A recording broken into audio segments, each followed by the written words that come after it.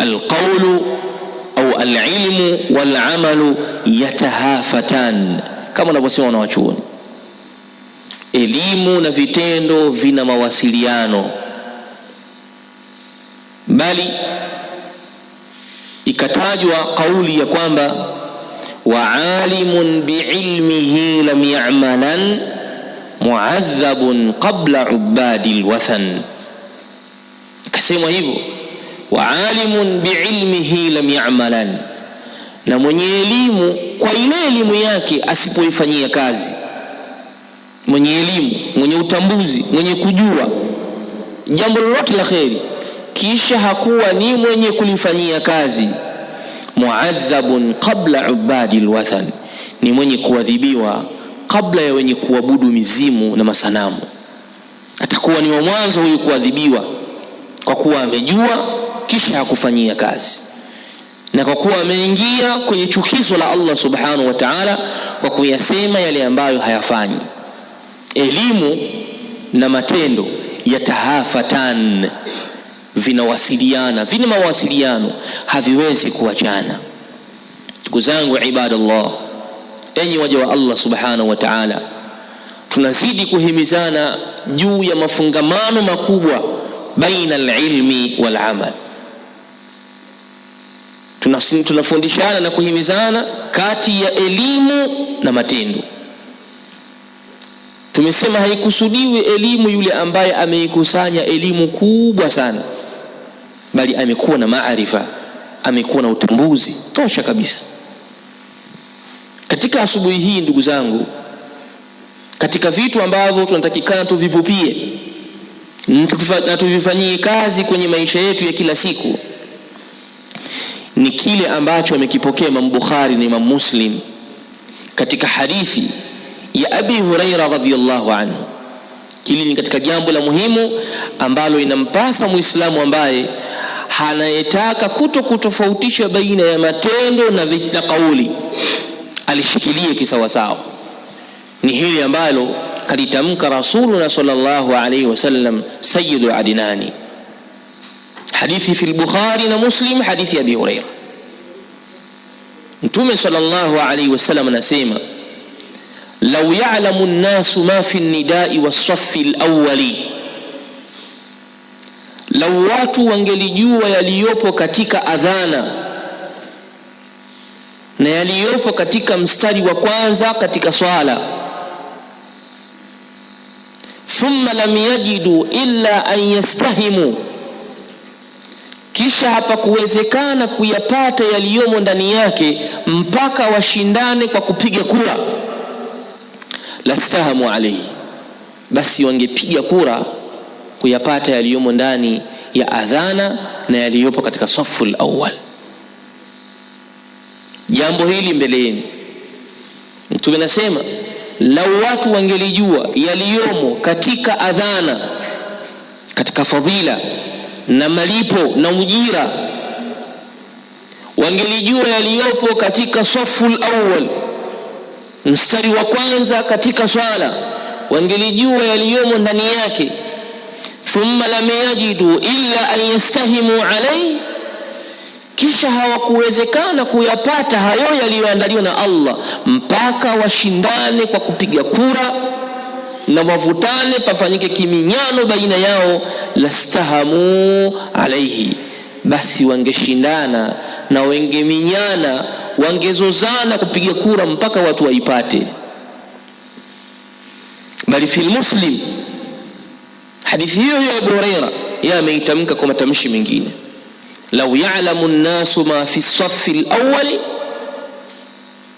law wangelijua watu yaliyomo kwenye mstari wa kwanza wa swala, thumma lam yajidu illa al-qur'a, kisha hawakuweza kuyapata hayo yaliyoandaliwa na Allah isipokuwa kwa kupiga kura, basi wangefanya hivyo. Mtume sallallahu alaihi wasallam anatuambia katika hii hadithi ya kwamba katika mambo yenye fadhila yanayotakikana mtu asiyakwepe, asiyakimbie, ni kupambana na kuiwahi safu ya mwanzo katika swala. Katika swala zote zile za faradhi ni mtu kukimbilia safu al-awwal, mstari wa mwanzo. Imekuja hadithi ya Ka'bi radhiyallahu anhu, Mtume sallallahu alayhi wasallam katika sunan ya Abi Daudi kwamba fasafu al-awwal fakaannama safun lilmalaika, au kama qala sallallahu alayhi wasallam, yani ule mstari wa kwanza ambao watu wameukaa ndio mstari huo wameukaa malaika mbele ya inda al-mala'il a'la, mbele ya Allah subhanahu wa ta'ala na mbele ya viumbe waliokuwa bora. Kitendo cha wewe kukaa katika safu al-awwal, cha kugombania safu al-awwal, ni kitendo kinachokupelekea wewe kulingana na kuwa sawa sawa na vile ambavyo wamesimama malaika mbele ya Mola wao subhanahu. Angalia fadhila, malaha min manqaba la namna gani, ubora wa namna gani huu ambao wengi katika sisi nufritu fiha, tunauzembea kwa kiasi kikubwa sana. Anaona kabisa kwamba hapa anaweza kakaa kwenye safu al-awwal, lakini anapuuza. Bali wengine tumewaona ya kwamba mtu anaona yeye, wewe swali mstari wa mbele, mimi acha niswali nyuma, anamtanguliza mtu. Hadha la yaarifu qadra safu al-awwal, huyu hajui kiwango cha safu al-awwal, hafahamu kabisa. Fadhila yake ni mithili ya yale ambayo wamesimama nayo malaika mbele ya Allah subhanahu wa ta'ala. Hivi kuna mahala ambapo pana fadhila ya kufanana mithili ya kufanana walivyofanya malaika wa Rahman? Namna walivyofanya malaika ar-Rahman, malaika wa Allah subhanahu wa ta'ala, kwamba ufanye mithili walivyofanya wao, hali ya kuwa unatambua kwamba ni viumbe ambao la yaasuna Allah ma amarahum, ni viumbe ambao hawamuasi Mola wao kwa yale walioyafanya, kwa yale ambayo Allah amewaamrisha hawamuasi kabisa. Wayafaluna ma yu'marun. Ndugu zangu, pia katika mambo yanayozungumzwa kuna kusafi al-awwal, yanayozungumzwa katika huu mstari wa mwanzo ni vile vile maneno ya Mtume sallallahu alayhi wa alihi wasallam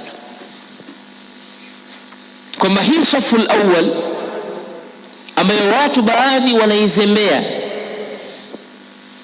baadhi ya watu wanazembea. Mtume sallallahu alaihi wasallam alikuwa akitembea kwenye safu akiwasogeza watu mabega, akiwaambia iqtaribu, karibianeni, fala takhtalifu, msitofautiane, fatakhtalifa qulubukum, zikatofautiana nyoyo zenu, akiwa anatembea kwenye safu al-awwal. Bali huyu Mtume sallallahu alaihi wasallam akatuambia khairu sufufi rijali as-safu al-awwal wa sharru sufufi an-nisa'i awwaluha, bora ya mstari wa safu ya wanaume ni mstari wa kwanza. Bora ya safu al-awwal, bora ya safu ni ile safu ya kwanza, mstari wa mwanzo kwa wanaume. Wa sharru sufufi an-nisa'i awwaluha, na shari ya safu ya wanawake ni ile safu ya mwanzo. Imam Nawawi rahmatullahi ta'ala alayhi anafafanua maelezo haya akisema, wanawake kipindi hicho walikuwa kikurubiana sana, walikuwa hapana pazia kati ya wanaume na wanawake.